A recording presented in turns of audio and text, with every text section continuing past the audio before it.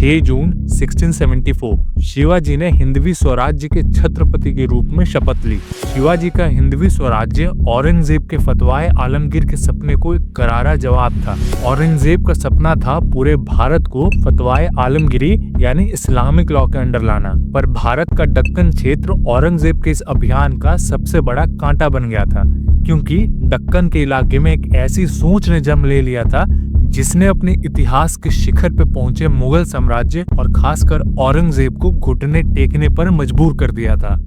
छत्रपति शिवाजी महाराज। यहाँ एक बात समझनी जरूरी है कि शिवाजी को लोगों ने सिर्फ राजा का दर्जा नहीं दिया, उनको महाराष्ट्र के लोग भगवान की तरह पूजते हैं। ऐसा क्यों? ऐसा इसलिए क्योंकि जब शिवाजी दक्कन के क्षेत्र में मुगलों के लिए एक बड़ी चुनौती बन गए थे, तब ना उनके पास बड़ी फौज थी और ना ही इतनी संपत्ति कि आसानी से वो एक राज्य स्टैब्लिश कर पाए। और उसी टाइम मुगल्स, आदिल शाहीज, सिद्दी जैसे एनिमीज भी थे जिनका सामना करना था। अब ऐसे सिचुएशन में शिवाजी ने कैसे अपना राज्य स्थापित किया और उसे संभाला, यही चीज शिवाजी को बड़ा बनाती है। शिवाजी को ये क्लैरिटी थी कि अपना राज्य सुरक्षित रखने के लिए किससे अलायंस करना है और किससे दूरी बनानी है, दक्कन के मुश्किल टेरेन को अपने फेवर में कैसे यूज करना है, और कभी औरंगजेब जैसा क्रूर तानाशाह बंदी बना ले तो वहां से कैसे निकलना है। ऐसे हालात और मुश्किल सिचुएशन में किसी एक आदमी के पास ये सारी क्वालिटीज होना एक रेयर चीज थी। ऐसे बहुत कम राजा थे जिनको अपने एक्चुअल स्ट्रेंथ और वीकनेस का पता होता था, और शिवाजी उनमें से एक थे। शाम, दाम, दंड, भेद, इन चारों चीजों की शिवाजी को बहुत अच्छे से नॉलेज थी, और इन चारों चीजों को शिवाजी ने अपने जीवन में बहुत अच्छे से यूज किया था। कैसे? एक एग्जांपल से समझते हैं। औरंगजेब ने मिर्जा राजा जय सिंह को दक्कन भेजा शिवाजी को हराने के लिए। मिर्जा राजा जय सिंह और दिलेर खान दोनों लगभग 50,000 तक की फौज लेकर दक्कन पहुंच जाते हैं और पुरंदर के किले पर कब्जा कर लेते हैं। शिवाजी को ये बात समझ में आ गई थी कि मुगलों की इतनी बड़ी सेना को अभी हरा पाना मुश्किल था।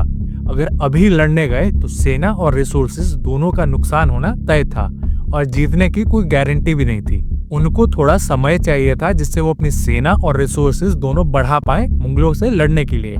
इसलिए शिवाजी और जय सिंह में ट्रीटी हुई, जिसे बोलते हैं ट्रीटी ऑफ पुरंदर। इस ट्रीटी में शिवाजी पे बहुत सारी टर्म्स एंड कंडीशंस लगाई गई और शिवाजी को उन्हें एक्सेप्ट भी करना पड़ा। उनको और उनके बेटे संभाजी को औरंगजेब ने आगरा बुलाया मिलने के लिए। जब वो दोनों आगरा पहुंचे तो औरंगजेब ने उन्हें कैद कर लिया।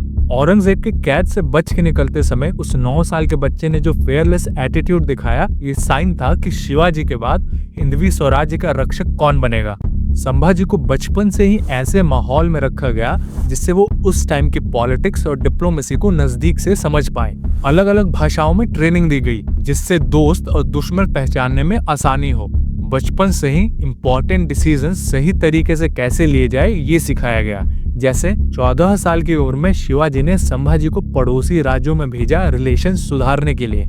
शिवाजी की तरह संभाजी को भी शुरू से ही मुश्किल सिचुएशंस में रखा गया ताकि शिवाजी की तरह वो भी पॉलिटिक्स के सारे गुण सीख पाए। संभाजी को भी इन सारी चीजों में बहुत इंटरेस्ट था। अगर छत्रपति शिवाजी ने हिंदवी स्वराज की स्थापना की थी तो संभाजी को हिंदवी स्वराज के रक्षक के रूप में देखा जाने लगा। संभाजी सिर्फ 24 साल के थे जब उन्होंने संस्कृत भाषा में एक बुक लिखी, बुद्ध भूषणम, जिसमें उन्होंने ये बताने की कोशिश की कि हमें समाज में कैसे रहना चाहिए। संभाजी ने बचपन से ही सेना के साथ रहना शुरू कर दिया जिससे वो ये सीख गए कि युद्ध में रणनीति कैसे बनाई जाती है, युद्ध लड़ा कैसे जाता है। संभाजी में लीडरशिप क्वालिटीज तो डेवलप हो ही रही थी, लेकिन साथ साथ ये भी कहा जाता है कि वो थोड़े रेबेलियस नेचर के थे। एक बार संभाजी किसी को बताए बिना भेष बदल के दुश्मनों के इलाके में अंदर तक चले गए। अगर संभाजी पकड़े जाते तो मराठों के लिए एक नई मुसीबत खड़ी हो जाती, लेकिन वो सेफली वापस रायगढ़ आ गए। संभाजी की ऐसे ही एटीट्यूड की वजह से उनके राज्य के कुछ मंत्री उनको पसंद नहीं करते थे। संभाजी की पर्सनल लाइफ भी थोड़ी कॉम्प्लिकेटेड थी। उनके जन्म के 2 साल बाद ही उनकी माँ का निधन हो गया। उनको उनकी दादी ने संभाला। ऐसा कहा जाता है कि सोयराबाई, जो कि शिवाजी की दूसरी पत्नी थी, वो अपने बेटे राजा राम को राज्य का उत्तराधिकारी बनाना चाहती थी और इसी फैमिली पॉलिटिक्स में संभाजी फंस गए थे।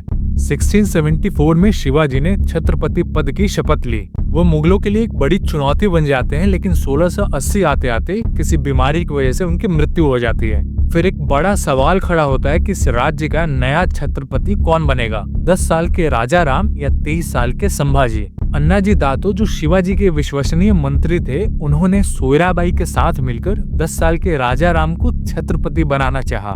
संभाजी जो कि यंग थे, वेल ट्रेन थे, उस समय की पॉलिटिक्स से परिचित से, दोस्त कौन है और दुश्मन कौन है उन्हें ये भी पता था। उनको ना चुनकर 10 साल के राजा राम को अन्नाजी दातो ने छत्रपति क्यों बनाना चाहा? राजा राम की एज सिर्फ 10 साल थी। जो पुराने मंत्री थे उनके लिए बहुत इजी होता राजा राम को कंट्रोल करना। नाम राजा राम का होता लेकिन फैसले उन मंत्रियों के होते। लेकिन संभाजी के केस में ऐसा नहीं होता। पुराने मंत्री संभाजी को सलाह तो दे सकते थे लेकिन उन्हें कंट्रोल नहीं कर सकते थे। शिवाजी को लोग शेर बोलते थे और संभाजी को शेर का बच्चा यानी छावा। फाइनली कुछ लोगों के विरोध के बावजूद संभाजी को छत्रपति बनाया जाता है। लेकिन छत्रपति पद की शपथ लेने के बाद संभाजी के सामने बहुत बड़ी चुनौतियां थी।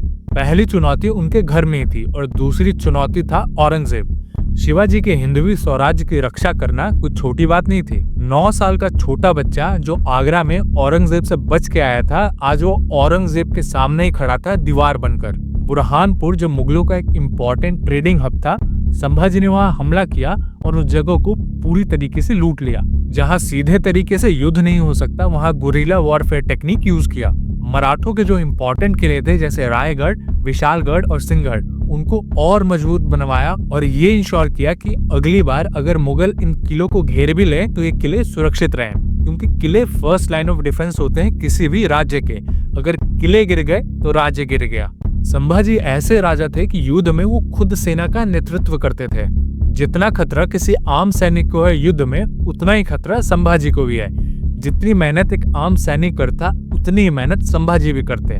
लेकिन औरंगजेब के केस में बिल्कुल उल्टा था। वो अपने महल से बाहर ही नहीं निकलता था। संभाजी को सी रूट्स की भी इम्पोर्टेंट पता थी, इसलिए उन्होंने जिंजरा को भी घेर लिया। जिंजरा कोंकण कोस्ट पे एक बहुत ही स्ट्रेटेजिक पोजीशन पे था।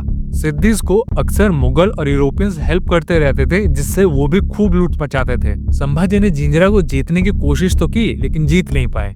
उसी टाइम पे गोवा में पोर्चुगीज भी बसने शुरू हुए थे और उन्होंने वहां के लोगों को कन्वर्ट करना भी शुरू कर दिया था। संभाजी ने वहां भी हिंदवी स्वराज्य का झंडा गाड़ा। संभाजी ने बीजापुर के आदिल शाही और गोलकोंडा के कुतुब शाही सल्तनतों के साथ डिप्लोमेटिक रिलेशंस बनाए रखे ताकि वो अपना पूरा ध्यान मुगलों पर केंद्रित कर पाए। संभाजी सिर्फ 24-25 साल की उम्र में ये सब कुछ हैंडल कर रहे थे। अब शुरू होती है औरंगजेब से लड़ाई। पहले मुगलों के अंडर बुरहानपुर पर हमला। इसके जवाब में औरंगजेब बार बार मराठों की राजधानी रायगढ़ को घेरने की कोशिश करता है, लेकिन संभाजी के जीवित रहते मुगलों की बड़ी फौज रायगढ़ को जीत नहीं पाई। औरंगजेब इतना परेशान हो गया कि वो आगरा छोड़ के अहमदनगर यानी दक्कन आ गया ताकि वो संभाजी को हरा पाए। संभाजी मुगलों को और घर के बाहर बैठे दुश्मनों को तो चकमा दे ही रहे थे, लेकिन घर के अंदर बैठे दुश्मन से ही हार गए।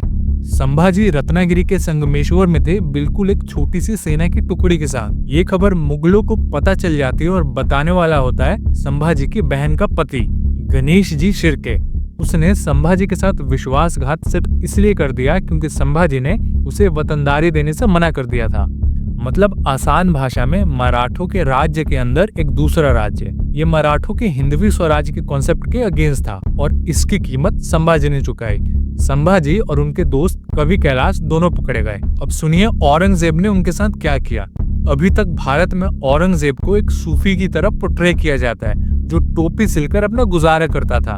अब सुनिए उस सूफी ने संभाजी के साथ क्या किया था। औरंगजेब ने संभाजी के साथ वही किया जो मोहम्मद गौरी ने पृथ्वीराज चौहान के साथ किया था। मैं आपको डिटेल्स नहीं बता रहा, बस आप लोग गूगल सर्च करिएगा, आप लोगों को पता चल जाएगा कि औरंगजेब दिमागी रूप से कितना बीमार था। 1 फरवरी 1689 को संभाजी पकड़े गए थे और 11 मार्च 1689 यानी 40 दिनों तक लगातार संभाजी को औरंगजेब ने टॉर्चर किया, सिर्फ इसलिए कि संभाजी अपना धर्म छोड़कर इस्लाम अपना लें। संभाजी ने 40 दिनों तक वो टॉर्चर सहा और अंत में अपना बलिदान दे दिया, लेकिन आखिरी समय तक धर्म के साथ खड़े रहे। संभाजी ने जो बलिदान दिया उससे मराठों में जो हिंदवी स्वराज्य की चिंगारी थी अब वो आग में बदल गई। 1681 से 1707 तक 27 साल औरंगजेब अपनी राजधानी से दूर रहा, 5 लाख की सेना लेकर दक्कन में तंबू डालकर, सिर्फ इसलिए कि हिंदवी स्वराज्य की सोच को खत्म कर पाए। शिवाजी की सोच तो खत्म नहीं हुई, औरंगजेब खत्म हो गया। उसने दक्कन जीतने के लिए अपने पूरे साम्राज्य को दांव पर लगा दिया और 1707 के बाद औरंगजेब तो खत्म हुआ ही और उसका साम्राज्य भी खत्म हो गया।